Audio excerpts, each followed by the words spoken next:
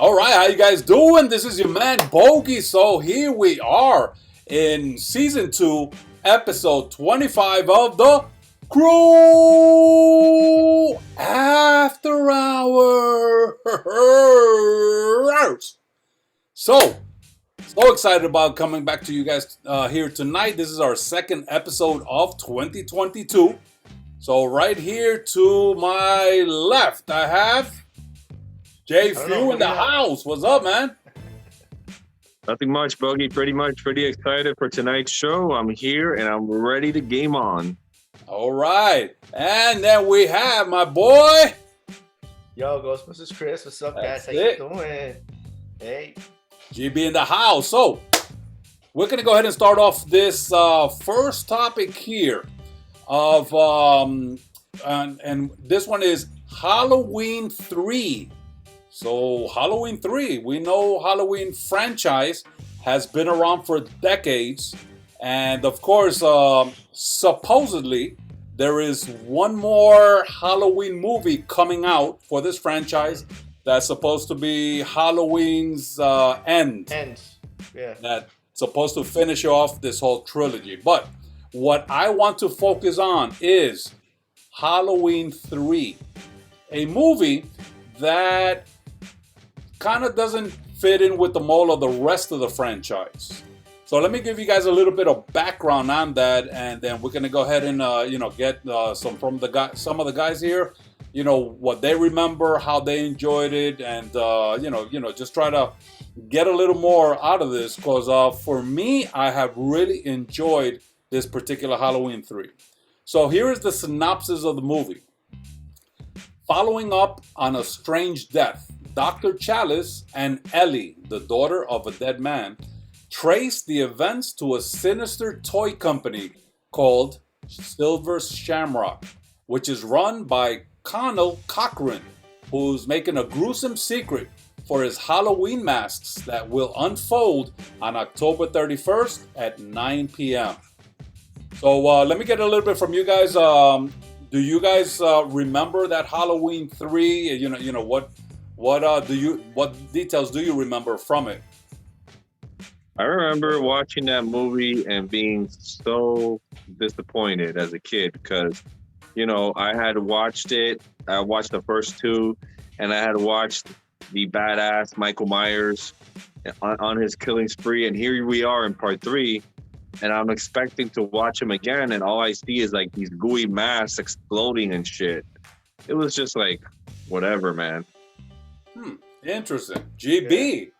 So what are your Halloween 3?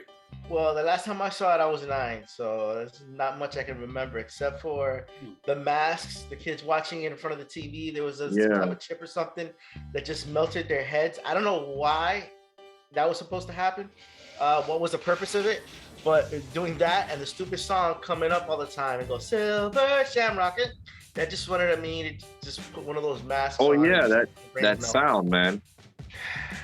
And but you know what? Like recently, I went ahead and I listened to the soundtrack, and it was by James Carpenter, and it sounded pretty badass. I have to say, the soundtrack on that, I was like, wow, I was pretty impressed. The commercial. 3 more days for Halloween. All right. So you guys mentioned two critical things here that I want to talk about. First is the soundtrack.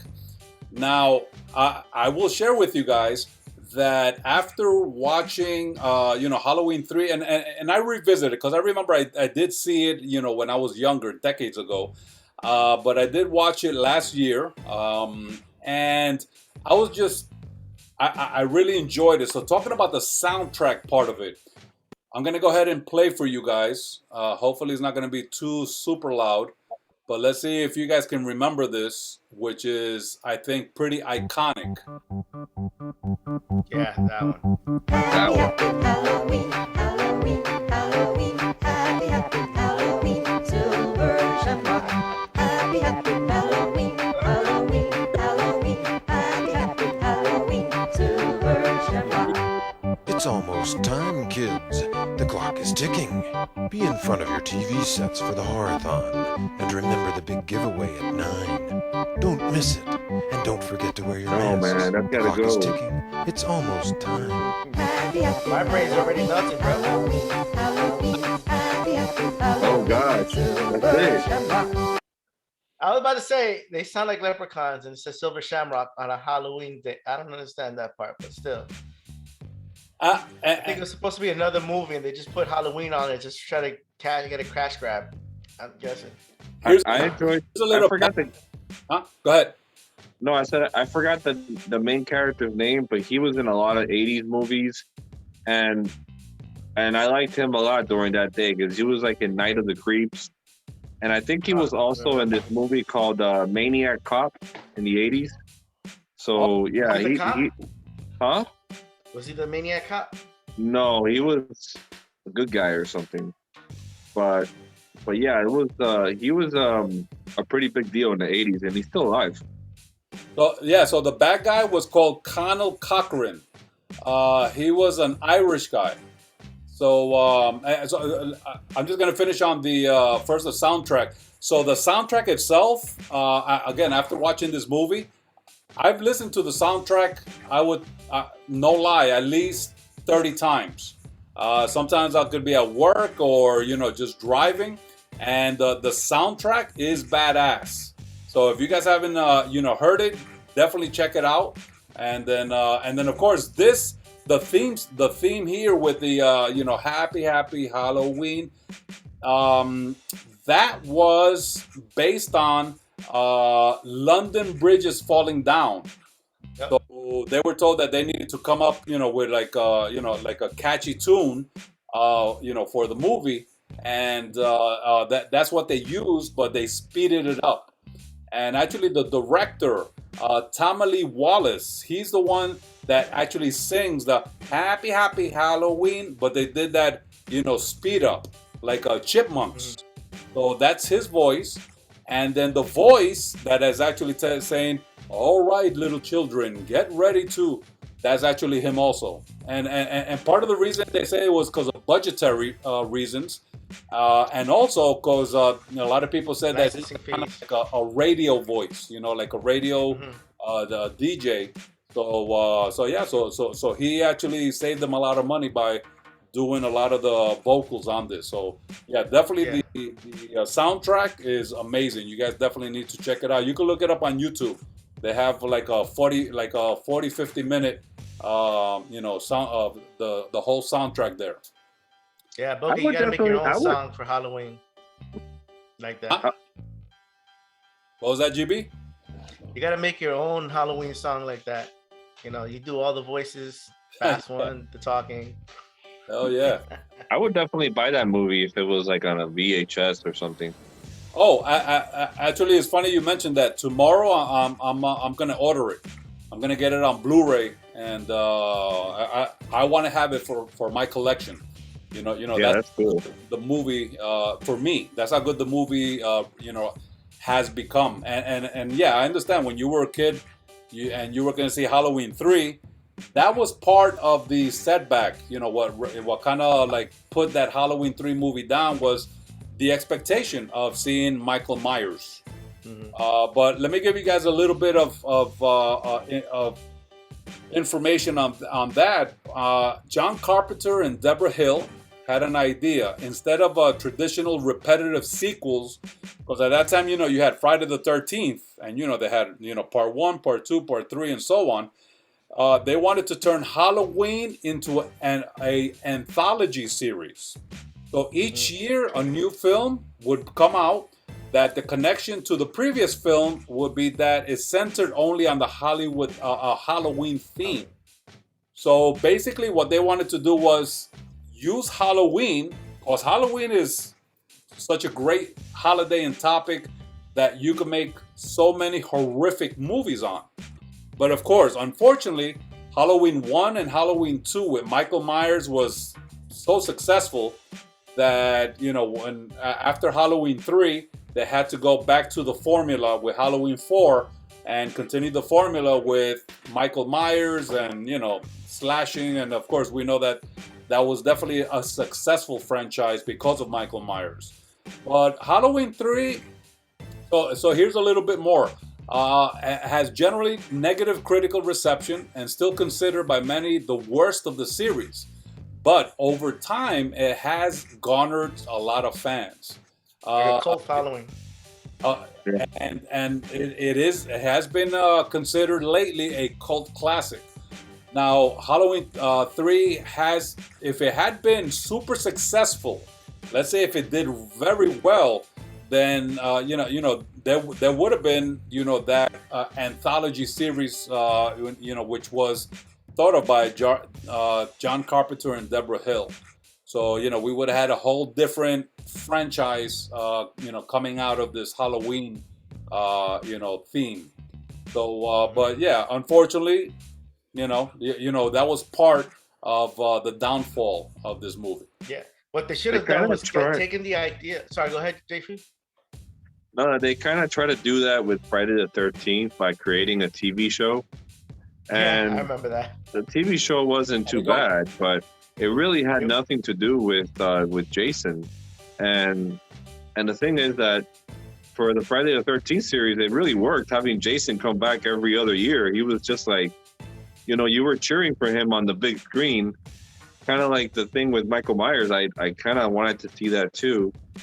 And they kind of did that. They brought 4 and 5 out, but they weren't as good as the first two. Yeah, no, the thing is that Hollywood does this a lot. They go make something up, and then they go take a name from something that make money, thinking that, oh, we're going to make money, not knowing that, hey, people like, what originally a good story or what originally had before, So what they could have done was still kept that anthology idea, but make a whole series, a new series about it, and they would have probably banked on it. At the same time, I wanted to tell you, JF.E.W, that the name of the main actor is Tom Atkins. Yeah, he's still alive. Yeah, and the worst thing about it is the fact that you have to say, I think he's still alive, is that we're at this time where everybody we used to know back in the day is really old now. And so we're going to go, they're still alive, they're still alive. I know. It's unfortunate because, all of these people we watch growing up, they're just, they're starting to pass away. Yeah. Yeah, man. So I want to give you guys a little bit of Halloween 3 Bogy bites. So Michael Myers is not in this movie. Oh, that bite's hard. Oh, go ahead, keep going. And the next one is Michael Myers is in this movie. I hope that bite bit your ass because. Let go a little bit. What happened? So Dr. Chalice. Dr. Chalice at one point he's in a bar drinking. And he's watching TV. So all of a sudden, a trailer comes on for Halloween Part 1. So technically, there's no Michael Myers. It's just a Halloween movie. Huh? Technically, it's not really Michael Myers. It's just the reference to the Halloween movie because it's not in the same universe. But at a certain point, Dr. Chalice, he gets caught by the bad guy. So he's in a room, tied up in a chair. And on the TV, they're actually showing a part of the Halloween movie where Michael Myers is there on the screen. So technically, he was in Halloween 3. You know what? I remember that part. It was like in the top. The TV was in the top, right? And then he got closer to the TV and Freddy Krueger came out and grabbed him and like shoved him into the TV. Or was that another movie I'm thinking about? I think at 10 years old, you should have stayed off that little spliff there. All right, here's another. Give it to me. Sorry, keep going. Jamie Lee Curtis is not in the movie of Halloween 3. No. But Jamie Lee Curtis is in the movie of Halloween 3. If it's just like the Halloween commercial thing, okay, that's something else. So it is part of that. But not only that, at one point that Dr. Chalice makes a phone call, he's at a hotel, he makes a phone call, and the operator that answers is actually the voice of Jamie Lee Curtis. Oh, cool. The second part, I don't know if you guys remember, they were in a town, I think it's called Santa Mara. So they were in a small town, and at 6 p.m., the the townspeople, they needed to, everybody needed to go indoors. So there was a big megaphone throughout the whole town, and that was the voice of Jamie Lee Curtis, just letting everybody know at 6 p.m. everybody needs to go indoor. So there you go. She actually recorded her voice for the movie. She recorded the voice for the movie, correct? I'll look at it right now. So let's see what else. All right, so here's another bogey bite.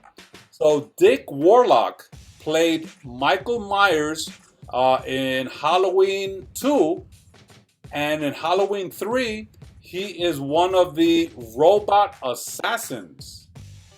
So that was pretty cool. Not only did he play Michael Myers, but the bad guy, Coughlin, he actually made robots. What's the guy's name? Huh? What's the guy's name? The guy's name? Yeah. Oh, Connor Cochran. Oh, Cochran.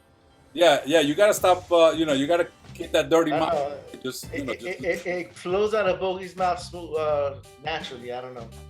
All right. So Cochran. All right. Not what JFEW is thinking about, but Cochran in your mouth. Has created all these robots, and so one of these robot assassins actually, the actor actually played Michael Myers in Halloween 2. Crazy. So there's robot assassins in Halloween 3? Yeah. Okay, so I gotta watch the movie again just see what the heck's going on. And what was the? Yeah. Remember, I had watched this when I was like 9 years old, so it's 3 years ago. What was the reason for the melting of the heads? What was the purpose of it? Oh, okay. Why did they do it? All right, so basically, Cochran and JFEW, no dirty thoughts, he was a toy maker, so he made these 3 different masks. One of them was like a wicked witch. The other one was a skull and a black mask, like a pumpkin. A pumpkin. Yeah. So it looks similar to like the three little guys from Nightmare Before Christmas. By the way, those masks also showed up in the last Halloween movie. Cool. Oh, you gotta see it. Yeah. Anyway, go ahead. All right. So basically, what he did was he put a chip inside every mask that he manufactured, and along with the chip, he put a like a small piece of what do you call those big rocks that are I wish I would have wrote made a rock. No, there's these crystal. What? Yeah.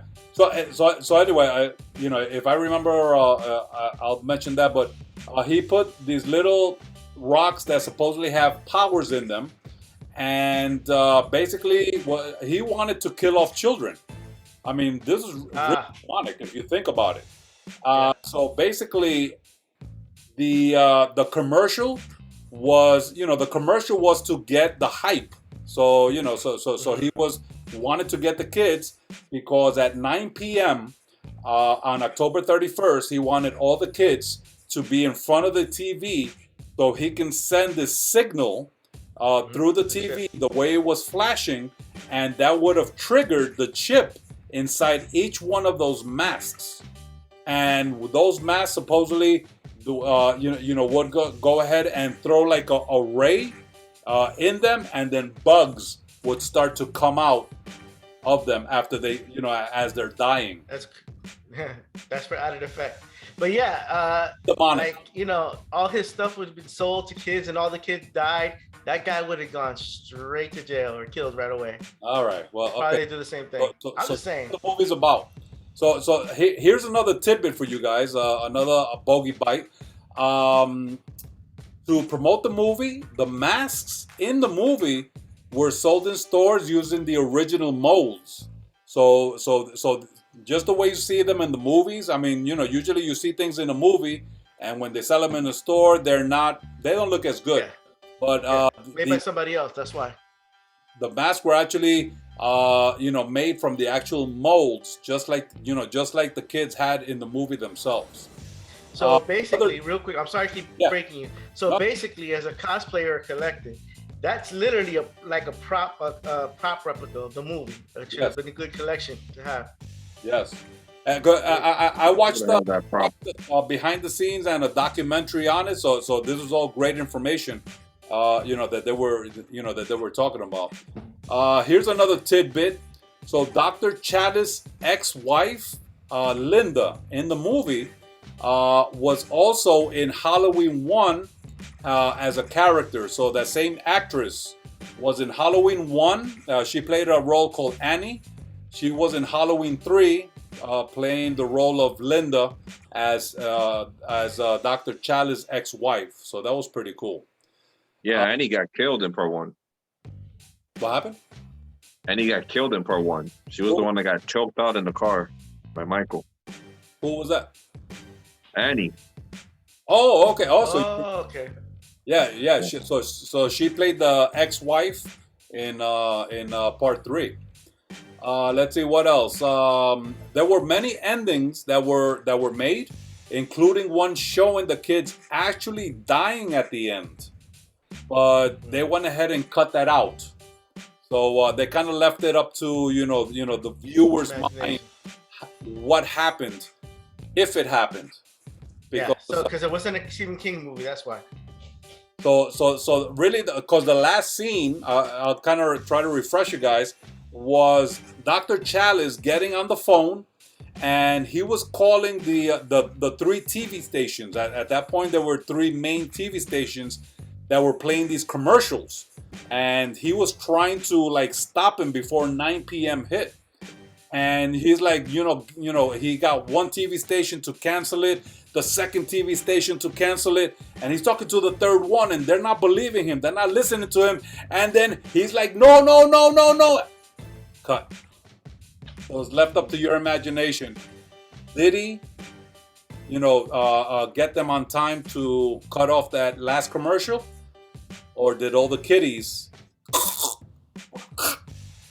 So great scene there.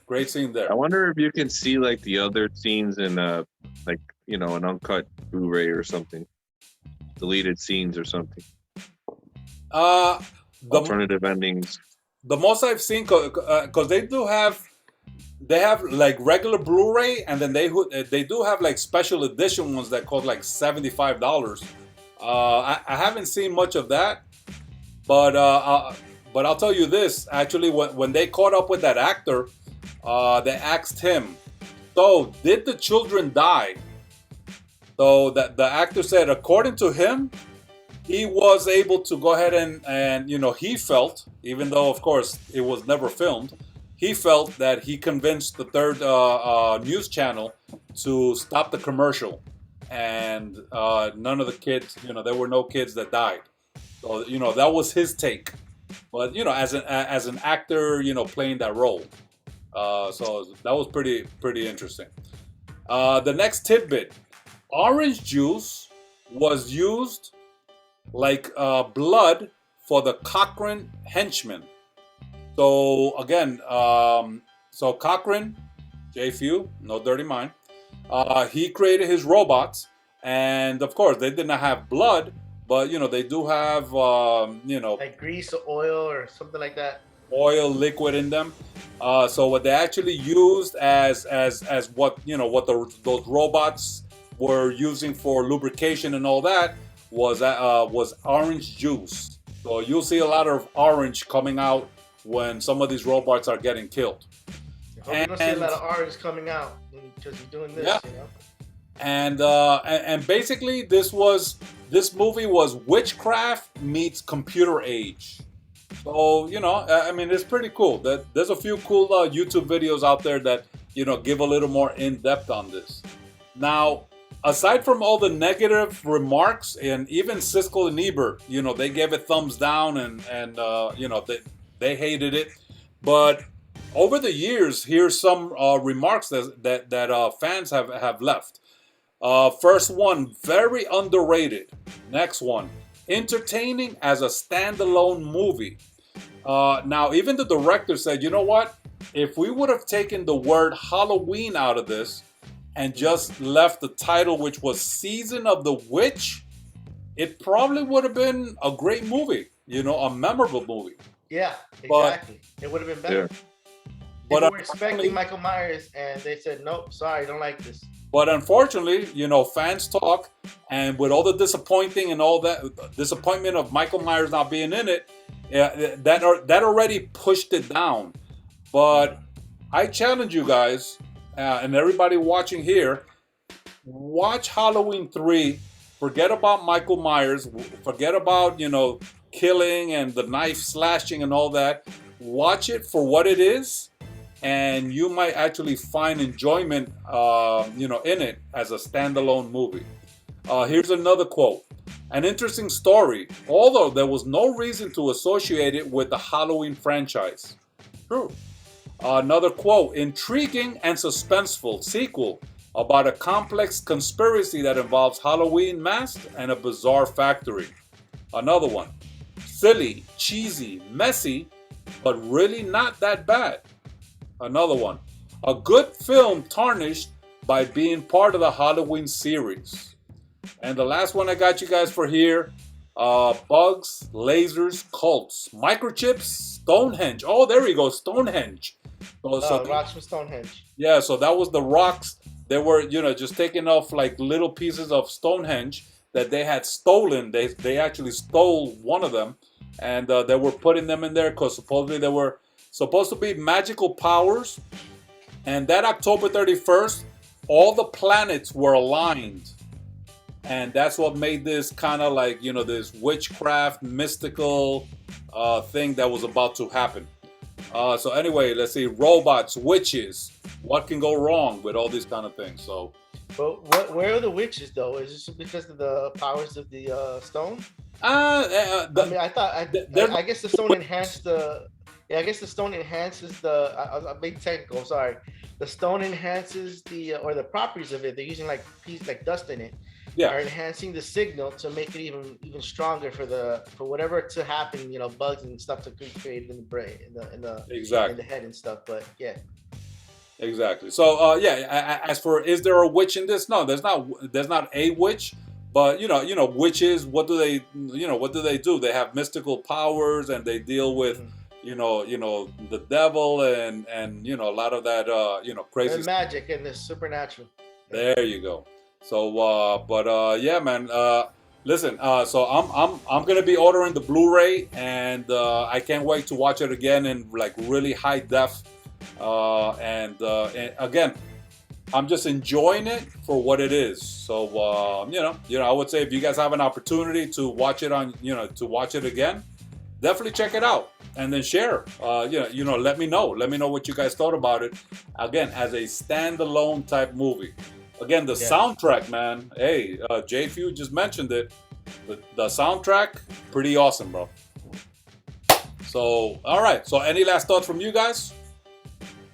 No, not really. Pretty interesting take on the Halloween series. On the Halloween 3, actually. Appreciate it, guys. Thank you guys so much for listening. Again, this is season 2, episode 25. Of the CREW After Hours, and let's go ahead and sign off. So, GB. Yeah, who you gonna call? All right, JF.E.W. Game over. And this is your man Bogy saying, "Nuff said."